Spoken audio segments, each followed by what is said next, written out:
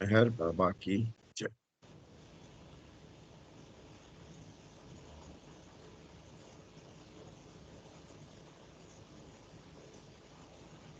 Okay. So today, Mylavaram వెళ్ళిందా? మైలవరం కాదు, ఏదో ప్రెజెంటేషన్ ఏదో పొందాం అని చెప్పేసి వెళ్ళింది. వెళ్ళి అవుతే మన సిస్టర్ వస్తుంది కదా హైదరాబాద్ నుంచి, శాంత ఏదో కొండ వెళ్ళేసి వచ్చి రేపు తీసుకొస్తే రేపు వస్తుంది అనమాట. ఎల్లుండేమో దినం దినం పెద్ద దినం అంటే ఇంకా పెద్ద దినం కదా. అదే కొండకి so వెళ్ళి మధ్య today we are going to be talking about God speaks, part 7, the sevenfold way. These are the notes I have taken while reading this chapter. So I'm going to share.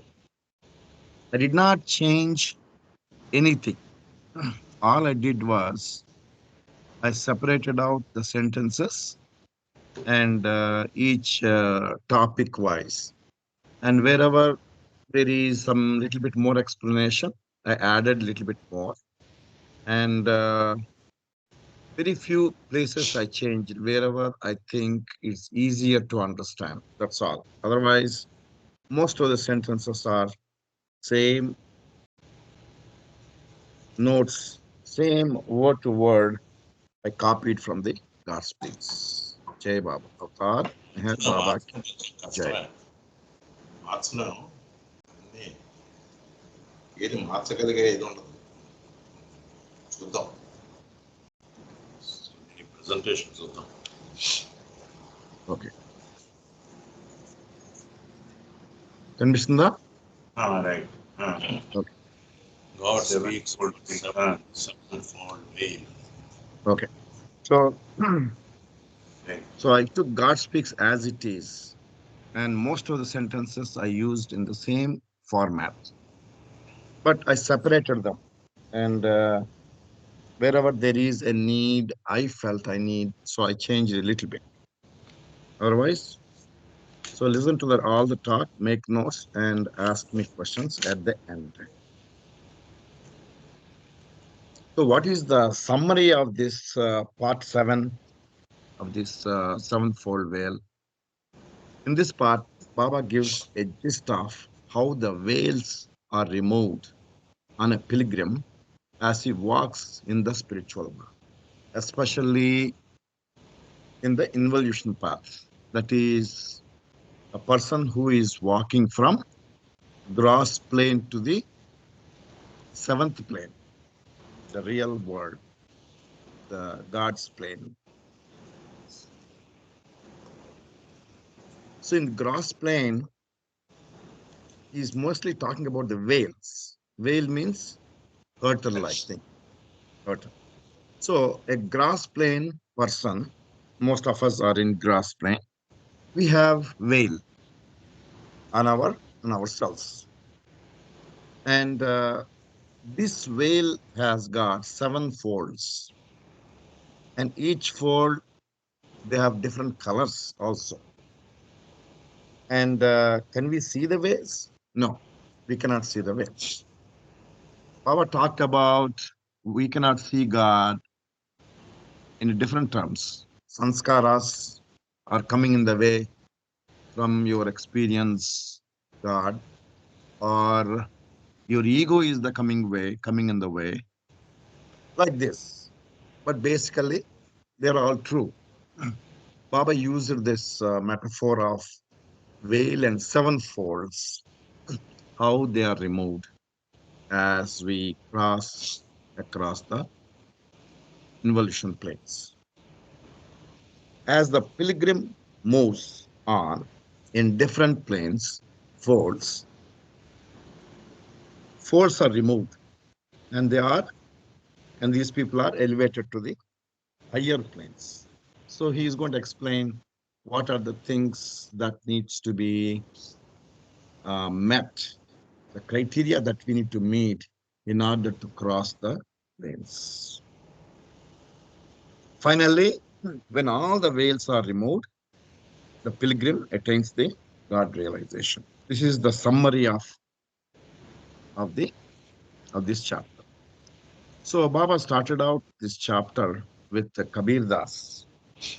He lived in 1938 to 1518, almost 120 years he lived in northern India. Baba said he was a perfect master. How do we know if somebody is perfect master or not? Baba has to tell us. That's how only way we know. And Kabir Das was also a poet. He wrote a book called Kabir Vani, and he has he gave a clear expositions on different topics. What are the topics about God, love for God, the divine path, and the illusory creation that we are in? About all these things, he gave nice expositions. And Baba praises this book because man in the street can understand them, as well as there are some secrets that were revealed in these aphorisms that even spiritually advanced people also can understand these truths. So, for example, I looked into this, what is this Kabrivani? And I just took one example of third aphorisms. Very simple. It says, Hari Kripa Tab Janiye, De Manav Avatar, Guru Kripa Tab Janiye, Mukta Kare Sansar. I think it's written in the Hindi Hindi. language. Know that it is the grace of God that gave you human birth, but it is the grace of Guru that liberates you from the cycle of birth and death. And he also gave the explanations below that. In this human life, you can obtain salvation. Therefore, thank God that you got a human life. But you are still a victim of rebirth. Therefore, thank the Guru whose grace frees you from the cycle of birth and death. See, we take human birth as granted. We have it. But even to get this human birth, we have done a lot of punya in our previous life. That is why we have attained this human birth. Once we get the human birth, if we use proper paths, right paths, we can get away from this birth and death. If we misuse this by being attracted to worldly things, being involved too much in the world, then what happens? We go on taking another birth. What is birth and death? We are born. We are raised by our parents. We go to school. We get educated. We learn a profession. We practice that. We get married. We produce children. We earn money. And over time, our children, just like us, they are born, they are raised, and we get old. And as we get older, our children get married, they get education, and one day we're going to drop our body. It is the cycle. Same thing happened for our children also. Same thing happened to our parents also. So we are in this cycle of birth and death. But in one life, it is easy to attain that goal of human life. What is the goal of human life? To get the moksha. This is the greatness of the Guru. So, in this one stanza, he talked about these things. If you are interested, you can hit this um, website, and you can very easy, very simple, very easy to understand. There are a lot of truths in that. You can read about that. Baba also talked about yogis, and there are some false yogis. He warned us, be careful, don't follow the false yogis.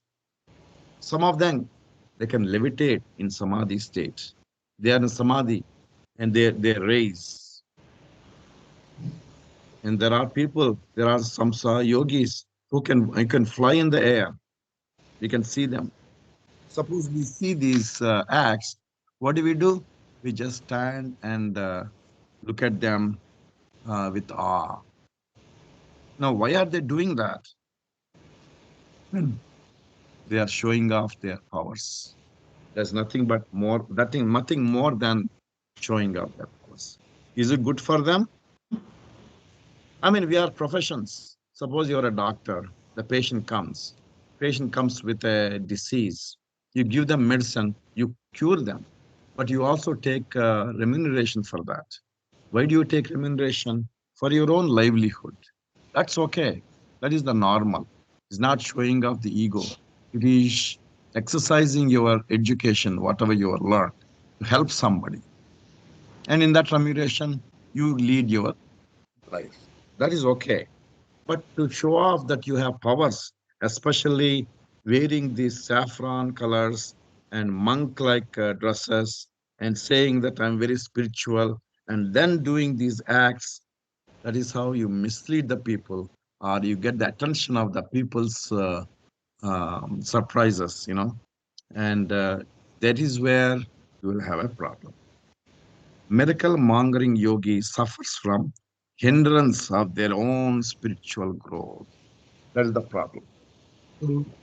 I think you understood the difference between a physician who earns the money using his knowledge versus doing all these powers. And there's a funny story Baba talked about. There was a perfect master.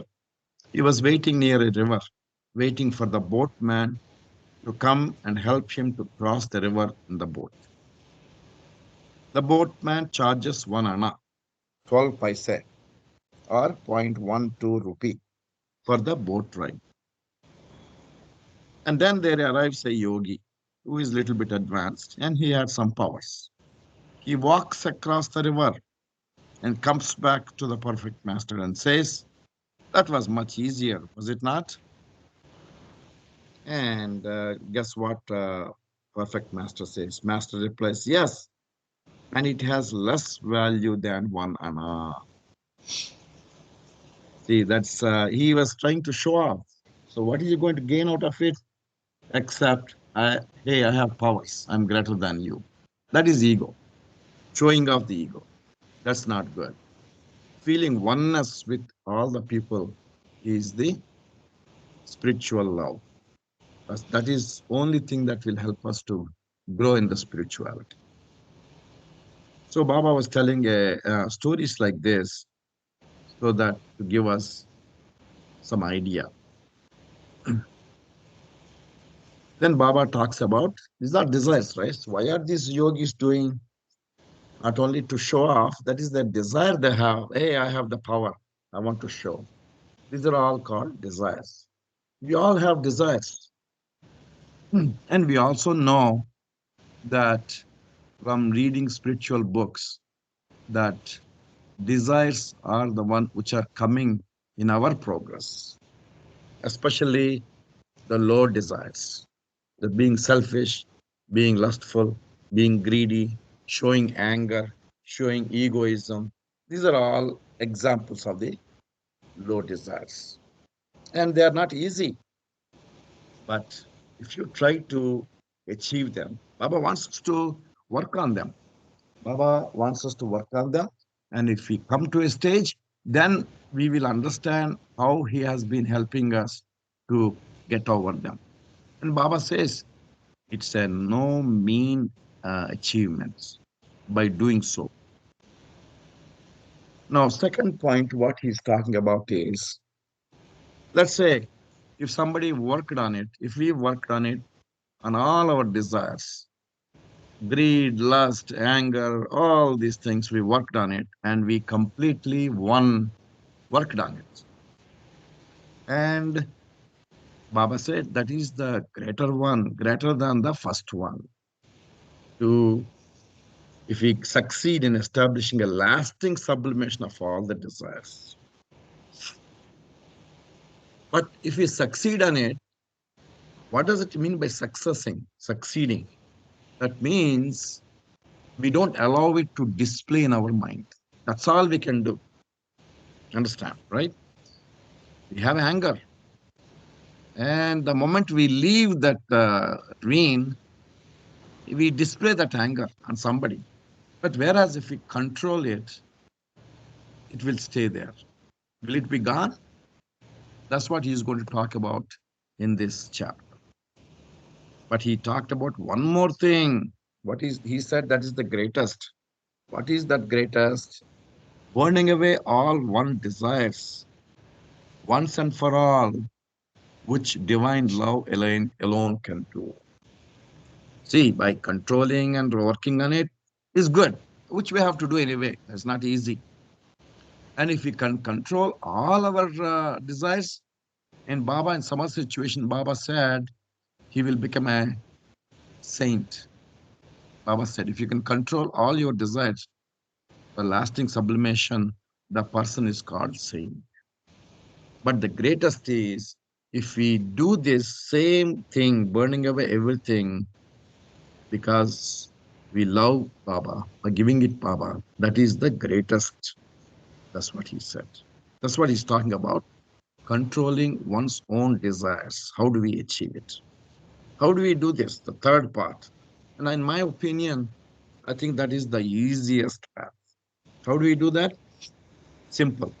Remembering Baba with love. When desires are experienced, that is the best method to divert the mind. Suppose we are feeling lust or greed or anger, just try to remember Baba, repeat Baba's name, remembering him wholeheartedly. By bringing the Baba in our heart, in our mind, what happens? The place that is occupied showing the anger, for example, is taken away in the place of remembering Baba. That is how we can slowly, we cannot attain in one day, but slowly we can attain that controlling that anger.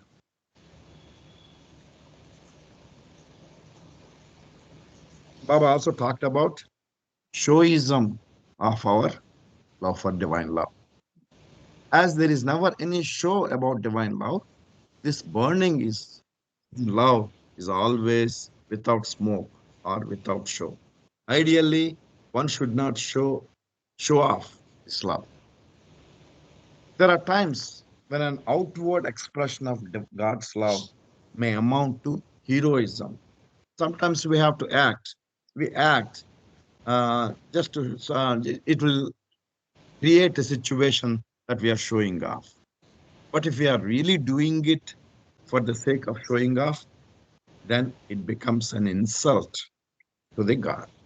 So we should never show off our love for God. It has to be within ourselves. I'll tell you a small experience of that happened in Baba in the past. Around 30s or 40s, Baba gave a darshan program in Mehrabad, Lower Mehrabad. And if I remember right, there were about 700 people, Baba lovers came to responded to this call. And they took darshan of Meher Baba. And in the evening, after the darshan program was over, Baba talked about there are three types of lovers. Who are they? First type are those who came to Baba darshan, and also they had their desires. They have their own. My daughter has to get married. My son has to get a job. All these things. And there are second type. Who are those? Those are the Baba lovers who love Baba. They may not have desires, but they try to show off. Hey, I am Baba lover. That is second type. And there are third type.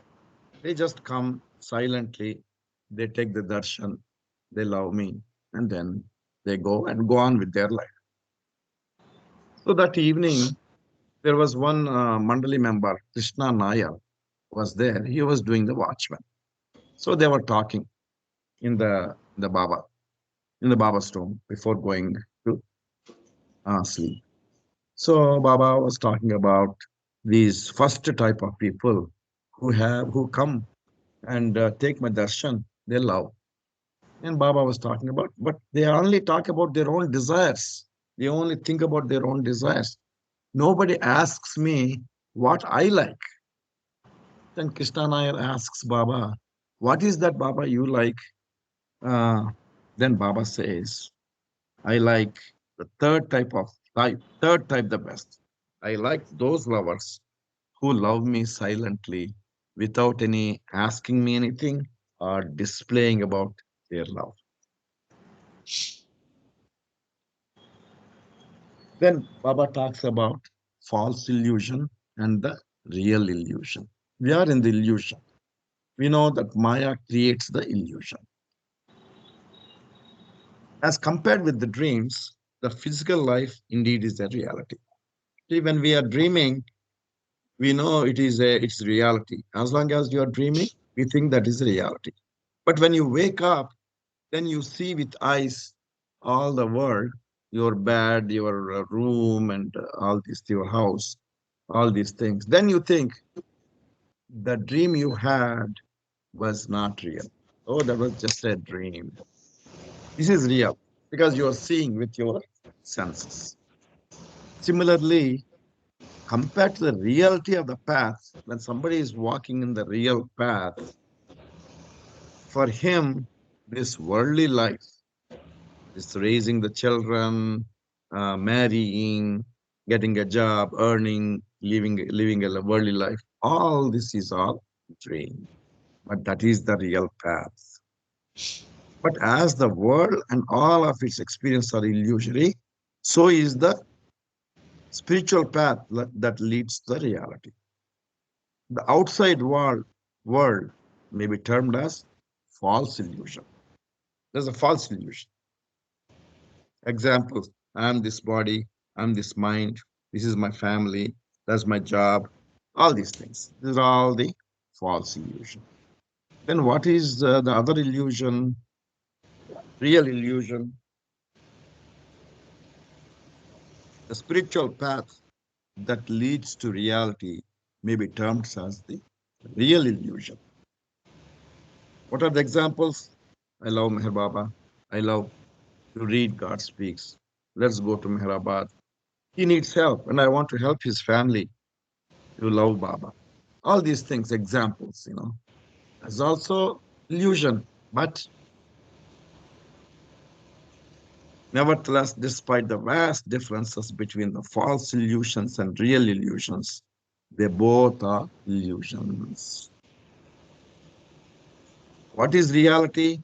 God alone is the only reality. Until we experience that God state, we are under the influence of Maya. And Maya is the one which creates this illusion. Everything, our body, I am Ravi, I am this, I am wearing these clothes, I am sitting here, I am in this town, you are in that town. All these are all illusions. Even Baba also illusion. Meher Baba is also illusion. Baba has to come into the illusion so that we can experience him. We can see, we can experience him. He tells us the way how to get out of this illusion because that is our real home.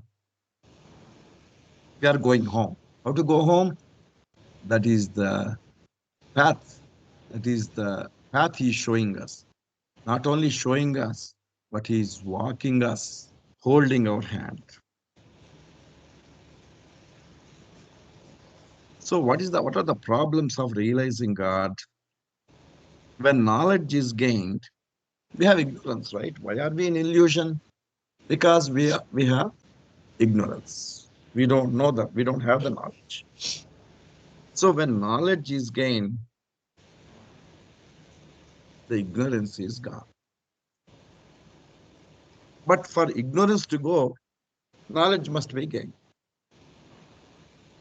So knowledge and ignorance, they're opposite to each other. As we get the knowledge, ignorance is gone. Here, knowledge means spiritual knowledge, not the worldly knowledge. See, on the one hand, man has the capacity to become God. is always there. We all have the capacity. Every jiva has the capacity. Every human being, I can say this, every human being has the capacity. Even a tree also has the capacity. But only thing is, the tree has to evolve to a human state. And once the tree becomes human, he has the capacity to become God. People are becoming one with the God, although very small in number. Many people are getting liberation. We don't know. Is it publicized when somebody is getting God realization or liberation? Do we know?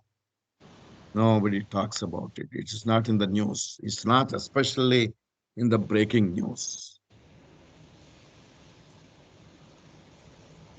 On the other hand, the truth remains hidden from man until he actually arrives upon the path of the to realize the God. We know God is there, but it's only theoretical knowledge for us. But until we experience God, we don't know.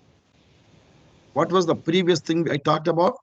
We have the capacity to become God, and it's always there. And we don't know the truth. So there is a anomaly, right? This anomaly is due to two different factors. What are the two different factors? Man's ignorance of truth. We have the truth, but we don't know. That's the problem. The fact that truth is beyond the faculty of reason and far, far above the sphere of the intellect. That's all we have. We have mind, we have intellect, and through logic, we understand. How does the TV work? At one time, it was a miracle. If you don't know the technology, it's a miracle. But there is a logical reasons that we can understand. Oh, this is how it works. This is the how it works. If you do this, this instrument works. If this instrument works, this is what happens. Like this logical reason, we know how the TV works. But we don't know that we have truth. We can get that, realize the truth with tools we have. That's the problem we have. The fact remains that man has become God and man can become God for the simple reason that knowingly or unknowingly, man is God. Baba is saying our real self is God. But we don't know. We think we are a man. I'm a woman. I'm a man. Now, Baba is coming to the topic of veils and curtains. This is in the page 68. The world and worldly things exist so long as man's ignorance lasts. When divine knowledge is gained, he realizes that there is no end to the indivisible oneness of God. Just 1 second. Mane, Maya lesinda?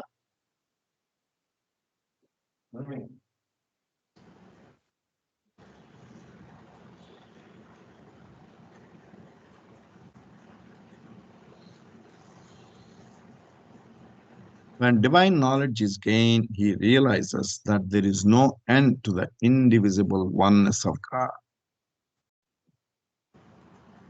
So, why can't man experience that God?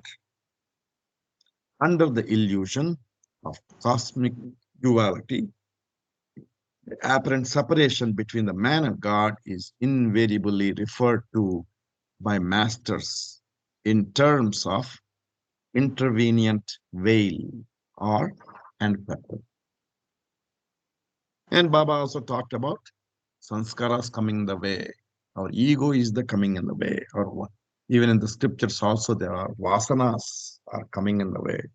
Because of this data we have, the past experiences we are clinging to the past experiences. We think we are this body. I think I am this mind. I am this body. I think I am not God. These sanskaras are making me think, oh, I'm limited. I'm not God. Because of that, we are not experiencing the God. You are your own hindrance. Who created these veils? We created our own veils. Then Hafiz, who was a perfect master as well as a great poet, says, there is no barrier between the lover and the beloved. Hafiz, lift yourself aside. You are yourself, covering ourselves. Kabir, referring to the removal of the seven folds of the veil, says, तेरे घूंघट के पता खोला तुझे Rama milega. In his aphorisms, he said this, open the folds of your veil and you shall find God. Veil, folds, and knots represent ignorance, covered, and it's covered till the fifth plane. Gungat. What is it? Gungat means. We all know it means the covering that a woman extends over her face in number of folds, especially mostly in the North India. In spiritual parlance, it represents the heavy folds of ignorance that keep man hidden from his real identity.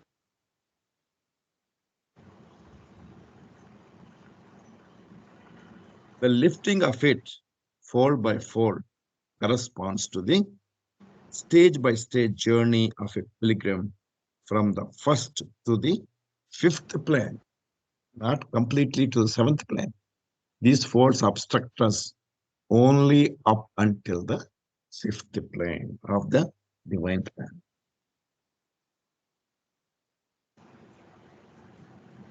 The veil separates man from God. The veil that separates a man in ignorance from God, who is all knowledge, is so subtle that even the highest thought, the finest thought, cannot pierce through it. Just a thought cannot do it. This veil consists of seven folds of seven different colors, deep colors. Each fold is tied with separate knots. Seven colors represent seven root desires corresponding to the seven fundamental impressions. What are the impressions? In the book, Baba just gave three of them: lust, greed, anger, etc. He said. But what are the other weaknesses?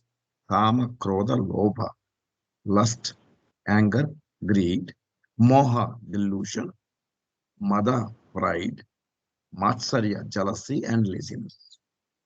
These are all the seven different weaknesses we have. So whenever these are experienced, we have to use our own power to go against it. How do we solve this? That is what our issues are. That is our challenges. Once we do that, then the path will be easy. God will help us. And Baba says, all these are connected with the opening sensations in the face. We have openings, right? Nostrils, ears, all these nostrils, mouth, eyes, these are all connected.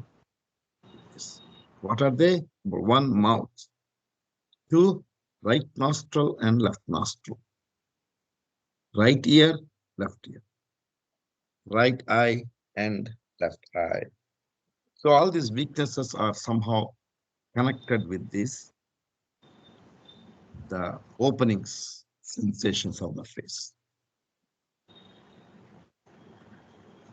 So one thing we have to realize, our soul is always God.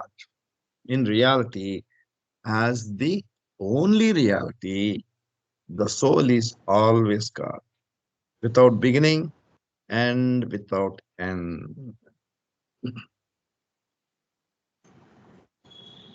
You and I were God at one time. We are God now. And in the future, we will be God. So there's a time involved, past, present, and the future. But once you become God, even now you are God, but we don't know. The time has taken place in this Maya. Because of this Maya, with the time we think, oh, past, present, and the future. But once you gain the God realization, there is no time. It's always present, right now. That's it. It's very difficult for us to understand that without time. Our mind is completely based on the time and space. You are there, I'm here. This is this time, that was yesterday. These things. False illusion begins with the descent of the soul in 7 material stages, and real illusion ends with the ascent of the soul to the seventh spiritual plane. We know that, right? God is a macrocosm, God is a microcosm, God is also always beyond both. Knowingly, man is body, man is mind, but unknowingly, as in deep sleep, man is also beyond. Soul is one over soul, Paramatma. Analogically, it is true that man is made in the image of God, analogically. And Baba talked about the head. The top of his head, our head, represents the Vijnana Bhumika. Vijnana Bhumika, highest spiritual stage or seat of Brahman. That's what in Vedanta they say. అదే కదా పైన బ్రహ్మ ఏదో అంటారు middle of the head center The forehead corresponds to the entrance of the divinity, the forehead. The center of the forehead, just above the 2 external eyes, is the seat of the inner or the third eye. Most of the Hindu women, they put tilak, bottu. That is where the location of the third eye. Soul is one over soul, Paramatma. When the veil with all its 7 folds is finally removed, man is then able, through the third eye, to see God face to face and sees him more actually and naturally than what he is ordinarily able to see of his body and the world through the 2 external eyes. What can we see? We see only with the eyes. Whatever the image is formed, that is the imagination. That is in the mind, that image we see and we recognize that with the past experience. So once Vivekananda met Ramakrishna Paramahamsa for the first time, he asked a question. Sir, have you seen God? This was the first question young Narendranath asked Ramakrishna when he went to meet him at Dakshineshwar for the first time.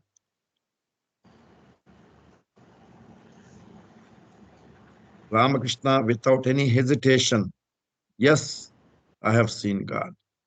I see him as I see you here, only more clearly.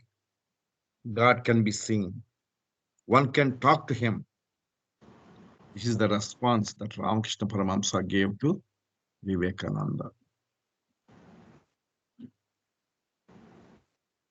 In order to arrive at the divine entrance situated in the forehead, man has to pass through the 7 doors as represented by the 7 physical openings in the face. We talked about the openings, right?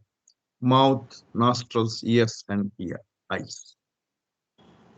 So this is the Baba says. This is what Baba says. See, in order to arrive at the divine entrance situated in the forehead, man has to pass through the 7 doors as represented by the 7 physical openings in the face.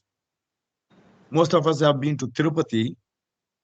If you want to go from Lower Tirupati to Venkateswara Swami Gudi, what do we have to do? We have to cross 7 hills. And there are names for each Venkatadri, Seshadri, Vishabhadri, like that. There are 7 names for all these hills.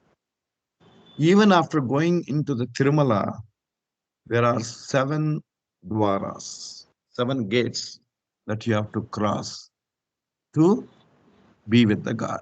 These are all the representation of all these veils. In olden days, unless we have something like this, it is very difficult for an ignorant mind to understand that. That is how they used to create all these temples and everything. When an initiate succeeds in entering the divine path, it is for him a single 7-in-1 achievement. Suppose a man wants to go from gross plane, not once. If he has to go from gross plane to the first plane of involution, what he has to do, he has to go to this seven different achievements he has to do. This is a single crossing, single 7-in-1 achievement. What are they? Number 1, unfastening of the first knot. We talked about folds and the knots, right? The first knot has to be unfastened. Second thing is, when the knot is unfastened, what happens? The fold disappears. That's what happens. Second.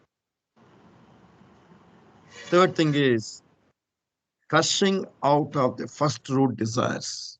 Remember, we talked about we have all these lust, greed, anger, all these things. Each one we have to try to surmount them, cross them, to not to allow it to display. That is what happens here. When the first knot is unfastened, the fold unfolds, and all the root desires are crushed.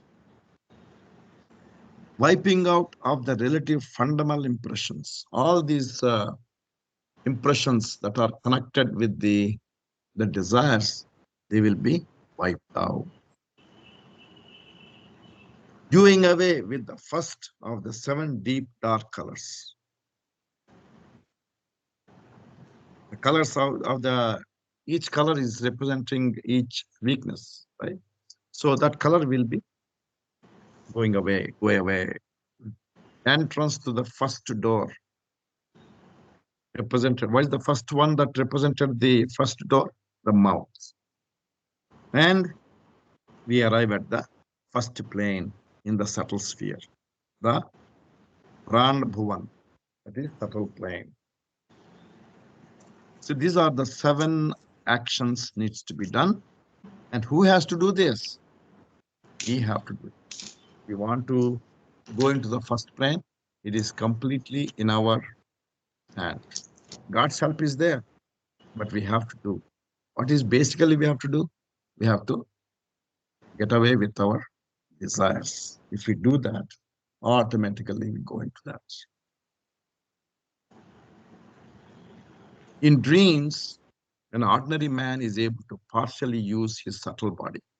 We have subtle body, but we are not able to use the subtle body and mental body. Why? Because our sanskaras are gross. That is why we're only using gross body. Almost 99.99% we are using that.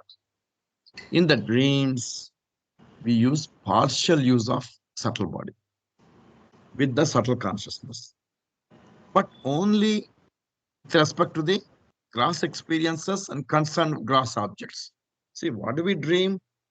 We dream that we are going into a park with another friend that we knew long time ago. So there's a gross thing, going into a park with an old friend doing something with whatever story we can. These are all the gross things, but we use partial use of the subtle body. Just as he experiences the gross world with full gross consciousness through the gross body, we experience it. What are we experiencing? We have a gross body. We're experiencing the gross world with because our consciousness is gross, because our sanskaras are gross.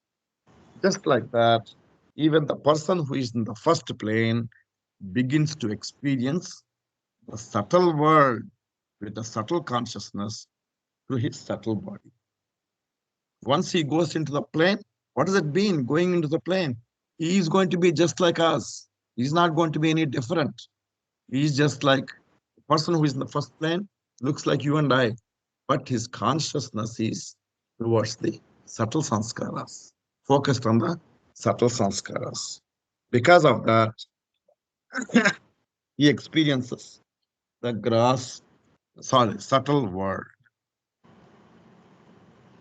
So Pilgrim 1, first plane, he has subtle consciousness, subtle sanskaras, with a subtle body, experiences the subtle world.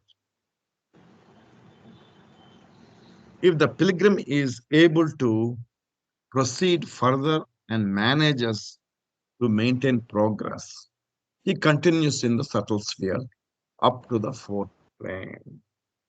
See, once you go into the plane, life is not easy. They got their own problems, just like how we have our own problems.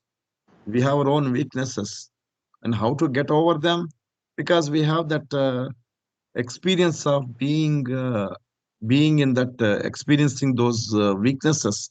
To stop them is a challenge for us. Just like how we have challenges, even the pilgrims in the first plane, even up to sixth plane, they have their own problems. Passing through second and third plane involves successive 7-in-1 achievement, just like the first plane crossing. We just talked about how to cross from gross plane to the first plane.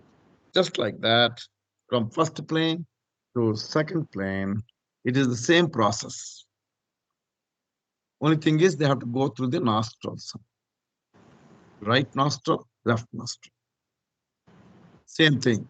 In the third plane also, they have to go through the right ear, left ear. This passing through the second and third doors, represented by the right and left nostrils, brings a still greater intensification of the real illusion and higher consciousness of the path. What happens when a person progressing from one plane to the other, the consciousness is going to a higher consciousness, but at the same time, his illusion also going up. After going to the second door, the initiate realizes even more and wonderful things of the subtle world. From first plane to third plane, that wonderful things they experience more and more. And at the same time, begins to run the risk of being lost in the maze of wonderment. So if we are walking, some guy is flying in the air, what do? We stop and watch it. How is he doing it? We are curious. We are amazed at that action. Just like that, these people also, they have these wonderments in their paths. They stop there. The mystical enchantments of the path, third door, are still greater, and also are the chances of become spellbound by them. They become stalled in them. A gross conscious person take the gross sphere and its illusory experiences to be real. See, this is the problem. What we experience is whatever we experience, illusory experience, we think that's real, right? All this God and different planes experience, we think there's all illusions. That's how, just like this, The pilgrims in the subtle sphere, while absorbed in the wonder of the plane on which they are, may mistake it for the ultimate reality. They think they already got the God realization because they're experiencing these powers. They are stuck there.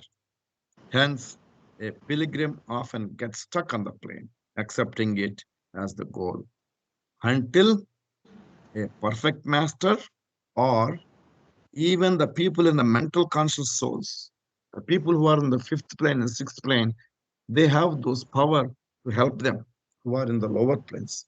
They can help them to push him into the next plane. We all need help, right? Just like that, they also need help. The fourth, 7-in-1 achievement is a double achievement to cross from third to fourth. Is not done as first 1, 2, 3. Now they have to use two different folds unfold. The fourth and fifth knots are unfastened. Only thing is same like first process we talked about. This time, two things happen at the same time. Fourth and fifth folds disappear. The fourth and fifth root desires are crushed. The fourth and fifth deep dark colors vanish. The fourth and fifth relative fundamental impressions are wiped out. The pilgrim arrives on the highest plane of the subtle sphere, that is the fourth plane. That is the highest.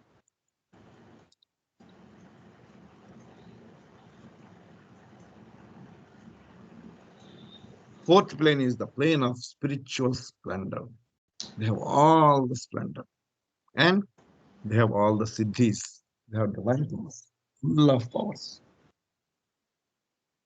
Pilgrims advanced this far can, among many other things, they can do many things, many miracles they can do. Even raise the dead, that much power they have. But they can run into a very grave risk of deviating from their goal of holding on to Baba, holding on to God. Because their journey is to reach the seventh plane. All our journey is what? To reach seventh plane. But because of these allurements and powers they have, they can get stuck. There is a possibility of misusing these powers, thereby inviting disaster. What is the disaster? And only a few, very few can independently cross these dizzy heights safely without the aid of a perfect master. Very, very few. But everybody needs help. It is of them that Hafiz says, on the threshold of the beloved, beware of the allurements of the heavens, lest you bring about your fall from the heights of progress and greatness to the depths of degradation and ruin. In such case, man is not only deprived of the spiritual progress he has made on the path, but is thrown back to the state of this thing. He's got all the powers. He also has the weaknesses. They come to the full bloom. So they have to control all these things. It's not an easy task. So guidance of a perfect master. Perfect master guides us all through. Only our job is to hold on to them. Hold on to Daman. That is why Baba repeats us saying, hold on to my Daman. Hold it with both the hands. It's very, very important for us. We may not have any powers right now. We have a lot of attractions in the world. But if we hold on to Baba, remembering Baba, he will take us in the right path. Because we don't know what is the right path. We are ignorant. Anything may happen. One who must pass through the fourth plane without the guiding hand of a perfect master. The spirit of going to the fourth plane is termed in Christian mysticism as the dark night of the soul. Question. Every time Baba mentions about fourth plane, he mentioned in discourses and God speaks and other risen humanity about the fourth plane. Invariably, he warns about these dangers of the fourth plane travel. Why does he do that? Think about it. Why does he warn us? You have an answer? We'll talk about it at the end of the talk.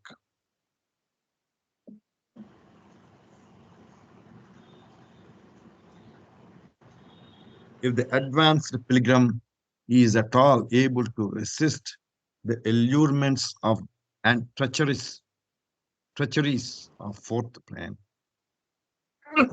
he enters the mental sphere, Manobhuvan, by the fifth and final double 7-in-1 achievement, which occurs on the same lines as the fourth.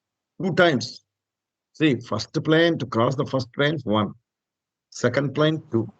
Third plane, 3. To cross the fourth plane, 5 and 6. To cross the fourth plane, another 6 and 7. Knots have to be. To cross to be in the Manobhuvan. All the folds of the veil are removed together with the relative knots, desires, colors, and impressions once he reaches the fifth plane. The sixth and seventh doors, as represented by the right and left eyes, are crossed, and the fifth plane of the light and love is reached. So the pilgrim is now in the fifth plane. Those who have safely arrived on the fifth plane are the Wali Allah, literally meaning friends of God.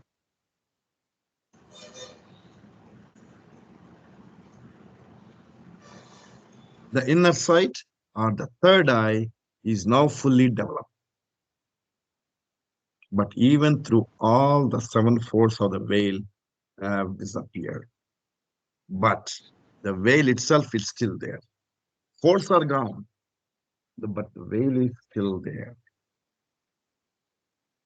The pilgrim is therefore not yet face to face with God and cannot see the beloved because the veil is still there.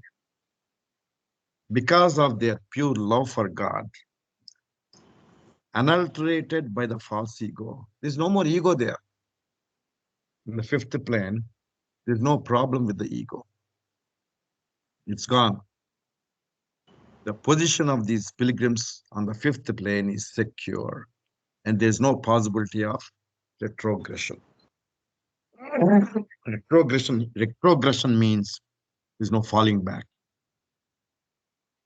Without any harm to themselves, they give immense help to others in the subtle and the gross spheres. They are stationed in Manobhuvan, mental plane, when they give immense help to others who are in the subtle plane and gross spheres. With rare exceptions, further progress on one's own is now impossible. Even to cross from fifth plane to sixth plane, mostly it is not possible. In rare occasions, it's possible. The Baba talked about Arvind Ghosh, who reached up to the sixth plane on his own. Baba was kind enough to give us examples like this. Muhammad the Mast. We all talk about must, but how does a must look like? Even if we see somebody outside, we don't know if that person is mad or a must. So that is why Baba gave us Mast Muhammad in the lower Mehramad till 2001, I think. He passed away in 2001 or 3.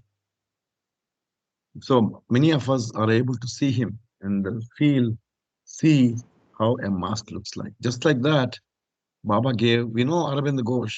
If we do the Wikipedia, we can see his activities. He was there till recently. I mean, I don't know when he died, but see, he's the one who came up to the sixth plane. Progress from sixth plane can happen only with the help of a perfect master. By the help or grace of a perfect master, one is able to remove the veil entirely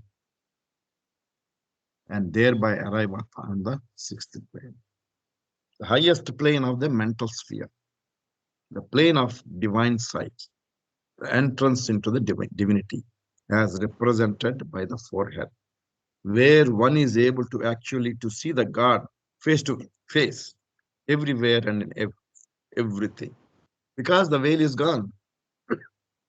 That that obstruction is gone. When the obstruction is gone, you can see. Okay, I can see God. Experience, see the God. That's all. Not experience. This is known as conviction by sight. So here, Baba brought in the topic of convictions. How many types are there? Those on the gross sphere who believe in the existence of God have their conviction based on their pure and simple faith and belief. See, we don't know what is God, right? Nobody has, who are in the gross plane, we don't know God. We say God is there because we have faith and belief. That's all there is to it. Baba said, I am God. We believe him. We don't know whether he's God or not. We don't have that ability. This conviction is intellectual conviction and is different from the instinctive convictions that follow. Conviction by intuitive perception. Intuition is different. Our intellectual conviction is different. Intuition is something you know that it is correct, that is right. That is the intuition. Those on the path up through the fifth plane know there is God with a definitive, intuitive certainty. Their conviction is based on sure knowledge. If that is not there, what happens? If the intuition is not there for the people in the fifth plane, they fall into grass plane, right? No, that will not happen. Once we progress, we are in that level. We don't come back. Unless only in the fourth plan, there are dangers if we misuse them. Conviction by sight. Those on the sixth plane see God everywhere. There, theirs is conviction by actual sight. They can see God. Conviction by actual experience. Those on the seventh plane, having become one with the God, have conviction by actual experience. So these are the three types: conviction by intuitive perception, conviction by sight, and conviction by actual experience. The highly advanced pilgrim on the sixth plane is still within the domain of duality. He is still in the illusion. Even though he can see God, he is in the illusion. Although face to face with God, the seer and the seen remain separated by a deep, fathomless valley, which can be spanned only by the touch of a perfect master.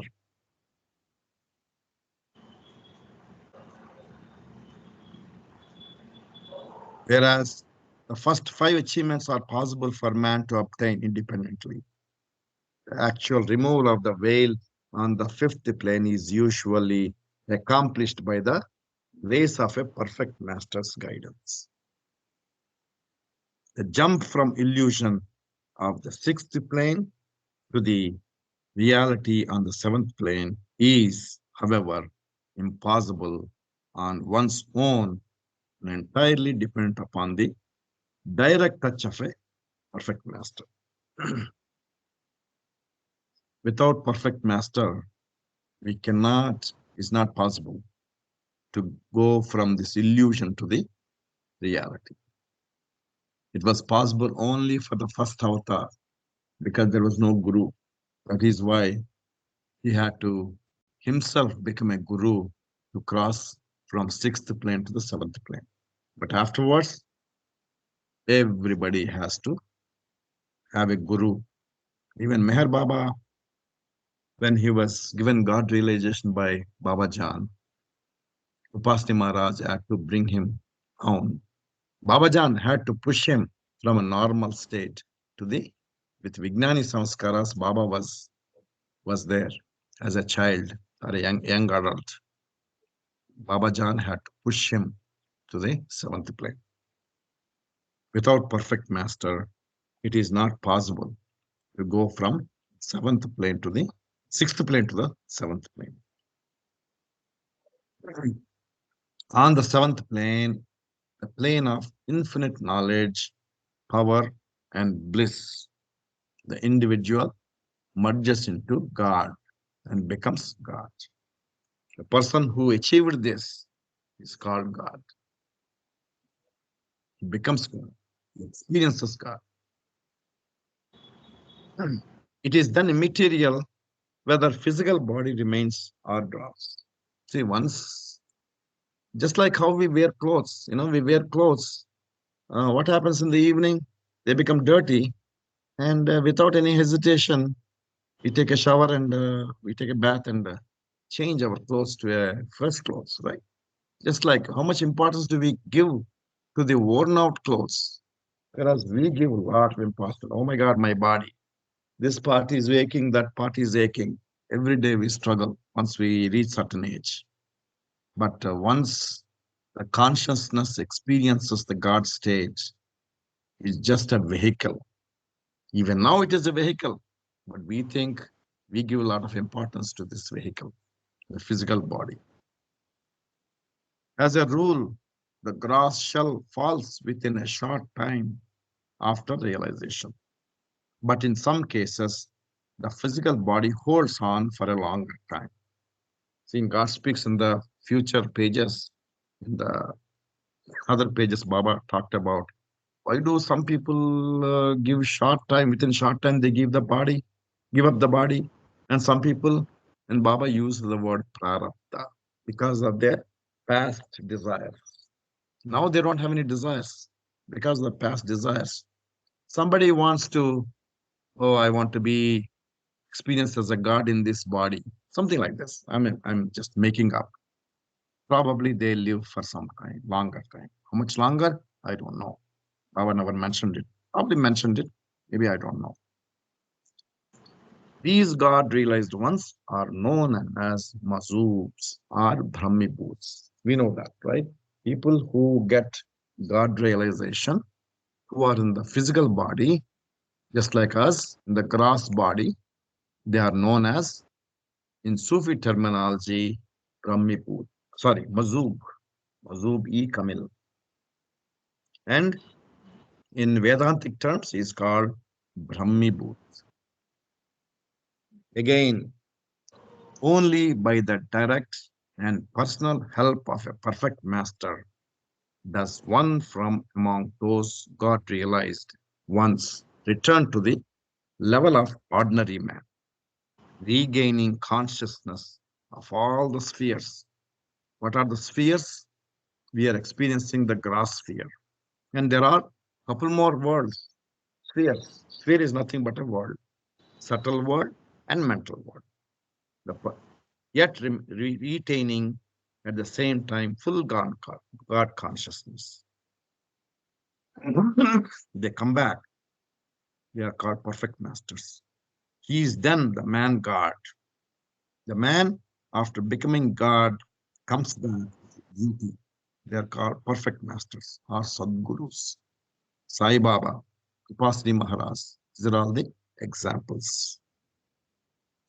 And Baba concludes here, where there is light, darkness is no more. Right? We know that. When you turn on the light, the room that was dark turns into light. You can see everything. It is like this. Where there is knowledge, ignorance is not there, gone. Just like light and darkness, they are synonyms for the knowledge and ignorance. And as the folds, the veil, and the valley of separation are all in the domain of the ignorance. A perfect master, in the twinkle of an eye, can impart God realization to anyone he chooses. God alone is real, And as we are permanently lodged in the divine beloved, we are all one. So Baba says, hold on to my Daman. Remember me wholeheartedly and constantly. I will help you. Avatar Meher Baba ki Jai. బ- ఉమ్. 8 చాలా to 10. బాగుంది. Ravi, 8 to 10. Excellent ఆ, excellent ఆ, బాగా full గా ఇది వచ్చేసింది. చాలా బాగుంది.